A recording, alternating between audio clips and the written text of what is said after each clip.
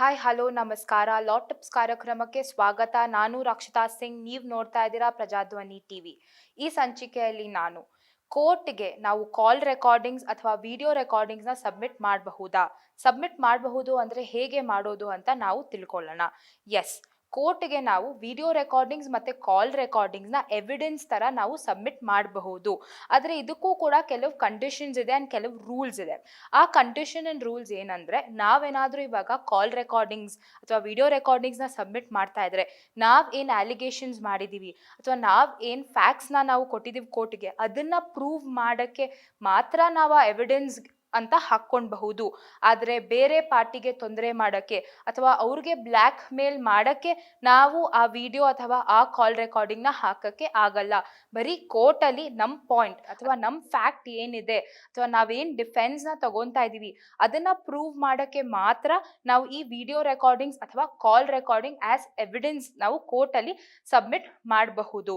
So for example, ನಾವೊಂದು example ತಗೊಳ್ಳೋಣ. So ಒಂದು ಗಂಡ ಹೆಂಡತಿ ಜಗಳ ಅಂತ ಅನ್ಕೊಳ್ಳಿ. ಸೊ ಗಂಡ ಹೆಂಡತಿ ಜಗಳ is one of the most difficult thing to prove in court of law. ಯಾಕಂದ್ರೆ ಇನ್ ಕೇಸ್ ಮೆಡಿಕಲ್ ಸರ್ಟಿಫಿಕೇಟ್ ಇಲ್ಲ, ಏನು ರೆಕಾರ್ಡ್ಸ್ ಇಲ್ಲ, ಅವ್ರು ಹೊಡಿತಾ ಇದ್ರು ಇಲ್ಲ ಅವರು ಬೈತಾ ಇದ್ರು ಅಂತ ಸಂದರ್ಭದಲ್ಲಿ ಯಾವ ರೆಕಾರ್ಡಿಂಗ್ಸು ಇಲ್ಲ, ಯಾವ ಪ್ರೂಫ್ಸ್ ಇಲ್ಲ ಅಂದ್ರೆ, ಸೊ ನಾವು ಒಂದು ಗಂಡ ಹೆಂಡತಿ ಜಗಳವನ್ನು ತಗೊಳ್ಳೋಣ.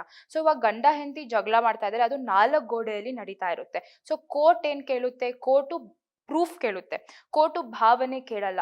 ಕೋರ್ಟ್ ಬೇಕಾಗಿರೋದು ಪ್ರೂಫ್. ಸೊ ನೀವು ಪ್ರೂಫ್ ಆಗಿ ಒಂದು ಗಂಡ ಹೆಂಡತಿ ಜಗಳ ನಡೀತಾ ಇದೆ ಅಥವಾ ಒಂದು ಹೆಣ್ಮಗಳು ಬಂದು ಕಂಪ್ಲೇಂಟ್ ಕೊಟ್ರೆ ಅವಳು ಹೇಗೆ ಪ್ರೂವ್ ಮಾಡ್ತಾಳೆ? ಕೆಲವು ಸಂದರ್ಭಗಳಲ್ಲಿ ಏನಾಗುತ್ತೆ ಅಂದ್ರೆ, ನಾವು ಜನರಲ್ ಆಗಿ ಹ್ಯಾಂಡಲ್ ಮಾಡುವಂತಹ ಕೇಸಸ್ ಅಲ್ಲಿ ಏನಾಗುತ್ತೆ ಅಂದ್ರೆ, ಹಸ್ಬೆಂಡ್ ಹೊಡಿತಾರೆ ಅಥವಾ ಹಸ್ಬೆಂಡ್ ಅವ್ರ ಫ್ಯಾಮಿಲಿ ರಿಲೇಟೆಡ್ ಯಾರಿರ್ತಾರೆ ಅವ್ರು ಹೊಡಿತಾರೆ. ಈ ಹೆಣ್ಮಗಳು ಯಾರಿರ್ತಾರೆ ಅವ್ರಿಗೆ ಹಾಸ್ಪಿಟಲ್ಗೆ ಹೋಗಿ ಟ್ರೀಟ್ಮೆಂಟ್ ತಗೊಂಡು ಒಂದು ಮೆಡಿಕಲ್ ಸರ್ಟಿಫಿಕೇಟ್ ಕೂಡ ಮಾಡೋಕ್ಕೆ ಅವ್ರಿಗೆ ಅವಕಾಶ ಸಿಗಲ್ಲ. ಅಲ್ಲೇ ಹೊಡೆದ್ರೆ ಹಾಗೇನೆ ಟ್ರೀಟ್ಮೆಂಟ್ ತಗೊಂಡು ಹಾಗೆ ಮನೆಯಲ್ಲೇ ಒಂದು ಸಣ್ಣ ಪುಟ್ಟ ಫಸ್ಟ್ ಏಡ್ ಮಾಡ್ಕೊಂಡು ಇದ್ಬಿಡ್ತಾರೆ. ಇಂತಹ ಸಂದರ್ಭಗಳಲ್ಲಿ ನಾವು ಹೇಗೆ ಪ್ರೂವ್ ಮಾಡ್ತೀವಿ ಅಂದ್ರೆ, ಒಂದು ಕಾಲ್ ರೆಕಾರ್ಡಿಂಗ್ ಅಥವಾ ಒಂದು ವಿಡಿಯೋ ರೆಕಾರ್ಡಿಂಗ್ ನ ಮಾಡ್ಕೊಳ್ಳಿ ಅಥವಾ ಒಂದು ವಾಯ್ಸ್ ರೆಕಾರ್ಡ್ ನ ಮಾಡ್ಕೊಳ್ಳಿ ಅಂತ ನಾವು ಹೇಳ್ತೀವಿ. ಸೊ ಅವರು ಏನಾದ್ರೂ ವಾಯ್ಸ್ ರೆಕಾರ್ಡಿಂಗ್ ಮಾಡ್ಕೊಂಡು ಅಂಡ್ ಈ ವಿಡಿಯೋ ರೆಕಾರ್ಡಿಂಗ್ ನ ಮಾಡ್ಕೊಂಡಿದ್ರೆ, ಅದು ಏನ್ ವಿಡಿಯೋ ರೆಕಾರ್ಡ್ ಆಗಿರುತ್ತೆ ಅದನ್ನ ನಾವು ಕೋರ್ಟ್‌ಗೆ ಸಬ್ಮಿಟ್ ಮಾಡಿ ತೋರಿಸಬಹುದು. ಇವನು ಈ ತರ ನನಗೆ ಟಾರ್ಚರ್ ಕೊಡ್ತವನೆ, ಈ ತರ ನನಗೆ ಹೊಡಿತಾ ಇದ್ದಾನೆ, ಈ ತರ ನನಗೆ ಕೆಟ್ಟು ಮಾತುಗಳಿಂದ ಬೈತಾ ಇದ್ದಾನೆ, ನನಗೆ ಡಿವೋರ್ಸ್ ಕೊಡಿ ಅಥವಾ ನನಗೆ ಏನ್ ಡ್ಯಾಮೇಜಸ್ ಆಗಿದೆ ಅದನ್ನ ಕೊಡಿ ಅಂತ ಹೇಳ್ಬಿಟ್ಟು ಈ ತರ ನಾವು ಪ್ರೂಫ್‌ಗೆ ಸಬ್ಮಿಟ್ ಮಾಡಬಹುದು. ಆದ್ರೆ ಅವನಿಗೆ ತೊಂದರೆ ಕೊಡಬೇಕು, ಬೇರೆ ತರ ಏನಾದ್ರೂ ವಿಡಿಯೋಸ್‌ನ ಹಿಡಿದು ಅವ್ರಿಗೇನಾದ್ರೂ ತೊಂದರೆ ಕೊಡೋದು, ಸಮಸ್ಯೆ ಮಾಡೋದು, ಈ ತರ ನಾವು ವಿಡಿಯೋಸ್‌ನ ಹಿಡಿಯಕ್ಕೆ ಬರೋದಿಲ್ಲ. ಸೊ ಇದನ್ನ ಒಂದು ಜ್ಞಾನದಲ್ಲಿ ಇಟ್ಕೊಳ್ಳಿ. ಇನ್ ಕೇಸ್ ನೀವು ಕಾಲ್ ರೆಕಾರ್ಡ್ಸ್ ಅಂಡ್ ವಿಡಿಯೋ ರೆಕಾರ್ಡಿಂಗ್ಸ್‌ನ ಸಬ್ಮಿಟ್ ಮಾಡ್ತಾ ಇದ್ರೆ, ಅದಕ್ಕೆ ನೀವು section 65B of Indian evidence act ಕೆಳಗಡೆ ಒಂದು ಸರ್ಟಿಫಿಕೇಟ್‌ನ ಪ್ರೊಡ್ಯೂಸ್ ಮಾಡಬೇಕಿತ್ತು. ಆದರೆ ಅದು ಇವಾಗ ಸೆಕ್ಷನ್ 63 ಆಫ್ BNS ಆಗಿದೆ. ಸೊ ಈ ಸೆಕ್ಷನ್‌ಗೂ ಆ ಹಳೆ ಸೆಕ್ಷನ್‌ಗೂ ತುಂಬಾ ವ್ಯತ್ಯಾಸ ಇಲ್ಲ. ಆದರೆ ಏನ್ ಹೇಳುತ್ತೆ ಈ ಸೆಕ್ಷನ್ ಏನ್ ಹೇಳುತ್ತೆ ಅದನ್ನ ನಾನು ನಿಮ್ಗೆ ತಿಳಿಸ್ಕೊಡ್ತೀನಿ. ಸೊ ಇನ್ ಕೇಸ್ ನೀವು ಒಂದು ಎವಿಡೆನ್ಸ್, ಈ ಕಾಲ್ ರೆಕಾರ್ಡಿಂಗ್ ಆಗಿರ್ಲಿ, ವಿಡಿಯೋ ರೆಕಾರ್ಡಿಂಗ್ ಆಗಿರ್ಲಿ, ಇದನ್ನ ನಾವು ಡಿಜಿಟಲ್ ಎವಿಡೆನ್ಸ್ ಅಂತ ಕರಿತೀವಿ. ಸೊ ಈ ಡಿಜಿಟಲ್ ರೆಕಾರ್ಡಿಂಗ್ಸ್ ಏನಿರುತ್ತೆ, ಈ ಡಿಜಿಟಲ್ ಎವಿಡೆನ್ಸ್ ಏನಿರುತ್ತೆ, ನಾವು ಪ್ರೊಡ್ಯೂಸ್ ಮಾಡಾಗ ಒಂದು ಸರ್ಟಿಫಿಕೇಟ್‌ನ ನಾವು ಕೋರ್ಟ್‌ಗೆ ಪ್ರೊಡ್ಯೂಸ್ ಮಾಡಬೇಕಾಗುತ್ತೆ. ಆ ಸರ್ಟಿಫಿಕೇಟ್ ಅಲ್ಲಿ ಕಂಟೆಂಟ್ಸ್ ಏನಿರುತ್ತೆ ಅಂದ್ರೆ ನೀವು ಹೇಳಬೇಕು. ಸೊ ನಾನು ಈ ಎವಿಡೆನ್ಸ್‌ನ ಸಬ್ಮಿಟ್ ಮಾಡ್ತಾ ಇದ್ದೀನಿ. ಸೊ ಈ ಎವಿಡೆನ್ಸ್ ನೀವು ಹೇಗೆ ಪ್ರೊಕ್ಯೂರ್ ಮಾಡ್ಕೊಂಡ್ರಿ, ನಿಮ್ಗೆ ಹೇಗೆ ಇದನ್ನ ರೆಕಾರ್ಡ್ ಮಾಡಿದ್ರಿ, ಹೇಗೆ ಸಿಕ್ತು, ಹೇಗೆ ಕಲೆಕ್ಟ್ ಮಾಡಿದ್ರು, ಅದರ ಮಾಹಿತಿ ಕೂಡ ಇರಬೇಕು. ಲೈಕ್ ಫಾರ್ ಎಕ್ಸಾಂಪಲ್, ಒಂದು CCTV ಕ್ಯಾಮ್ರಾಯಿಂದ ನೀವು ಆ ಫುಟೇಜ್‌ನ ತಗೊಂಡಿರ್ತೀರಾ. ಈ CCTV ಅಥವಾ ಫೋನಲ್ಲಿ ರೆಕಾರ್ಡಿಂಗ್ ಮಾಡಿರ್ತೀರಾ. ಆ ಫೋನ್‌ನೇ ನೀವು ತಗೊಂಡು ಬಂದು ಕೋರ್ಟ್ ಮುಂದೆ ಇಡಕ್ ಆಗಲ್ಲ. ಅಥವಾ CCTV ಕ್ಯಾಮ್ರಾನೇ ತಂದಿಕ್ಕಕ್ ಆಗಲ್ಲ. ನೀವೇನ್ ಮಾಡ್ತೀರಾ? ಒಂದು CD ಅಥವಾ ಒಂದು ಪೆನ್ ಡ್ರೈವ್‌ನ ಕೋರ್ಟ್‌ಗೆ ಸಬ್ಮಿಟ್ ಮಾಡ್ತೀರಾ. ಸೊ ಆ ಪ್ರೊಸೀಜರ್ ಏನಿರುತ್ತೆ, ಆ CCTVಯಿಂದ ಆ ಪೆನ್ ಡ್ರೈವ್‌ಗೆ ಹೇಗೆ ಟ್ರಾನ್ಸ್‌ಫರ್ ಆಯ್ತು, ಆ ಪ್ರೊಸೀಜರ್‌ನ ನೀವು ಎಕ್ಸ್‌ಪ್ಲೇನ್ ಮಾಡಕ್ಕಾಗುತ್ತೆ. ಈ ಸರ್ಟಿಫಿಕೇಟ್ ಅಲ್ಲಿ ಹೇಳ್ಬೇಕಾಗುತ್ತೆ.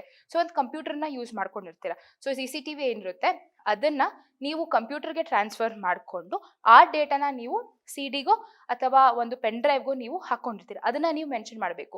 ಅಂಡ್ ಆ ಕಂಪ್ಯೂಟರ್ ನೀವು ಯಾವ ಪ್ರೊಸೆಸ್‌ಗೆ ಯೂಸ್ ಮಾಡ್ತಾ ಇದ್ವಿ, ಸೊ ನೀವು ಆ ಕಂಪ್ಯೂಟರ್‌ನ ಯಾಕೆ ಯೂಸ್ ಮಾಡ್ತಾ ಇದ್ವಿ, ವೆದರ್ ಬಿಸ್ನೆಸ್ ರಿಲೇಟೆಡ್ ಪರ್ಪಸ್‌ಗೋ ಅಥವಾ ರೆಸಿಡೆನ್ಷಿಯಲ್ ಪರ್ಪಸ್‌ಗೋ ಅಥವಾ ಮನೆಗೆ ಯೂಸ್ ಮಾಡ್ಕೊಂತಾ ಇದ್ರಾ, ಮಕ್ಕಳು ಆಟ ಆಡಕ್ಕೆ ಯೂಸ್ ಮಾಡ್ತಾ ಇದ್ರಾ, ಏನಕ್ಕೆ ಯೂಸ್ ಮಾಡ್ತಾ ಇದೀವಿ, ನೀವು ಅದನ್ನ ನೀವು ಮೆನ್ಷನ್ ಮಾಡಬೇಕಾಗುತ್ತೆ. ಮತ್ತೆ ಆ ಮೇಕು, ಆ ಮಾಡ್ಲು, ಆ GB ಅದೇನಿರುತ್ತೆ, ಆ ಹಾರ್ಡ್ ಡಿಸ್ಕ್ ಯಾವುದು, ಆ ಪ್ರೊಸೆಸರ್ ಯಾವುದು, ಸೊ ಕಂಪ್ಯೂಟರ್‌ಗೆ ಸಂಬಂಧಪಟ್ಟಂತಹ ಎಲ್ಲ ಇನ್ಫಾರ್ಮೇಷನ್ ಅಂಡ್ ಡೀಟೇಲ್ಸ್‌ನ ನೀವು ಮೆನ್ಷನ್ ಆಗಿರುತ್ತೆ. ಇದು ಯಾಕೆ ಇಷ್ಟು ಸೂಕ್ಷ್ಮವಾಗಿ ಇದೆ ಈ ಲಾ ಅಂದ್ರೆ, ಇವಾಗ ಇತ್ತೀಚೆಗಂತೂ ತುಂಬಾ ಮಾರ್ಫ್ ವಿಡಿಯೋಸ್ ಬರ್ತಿದೆ.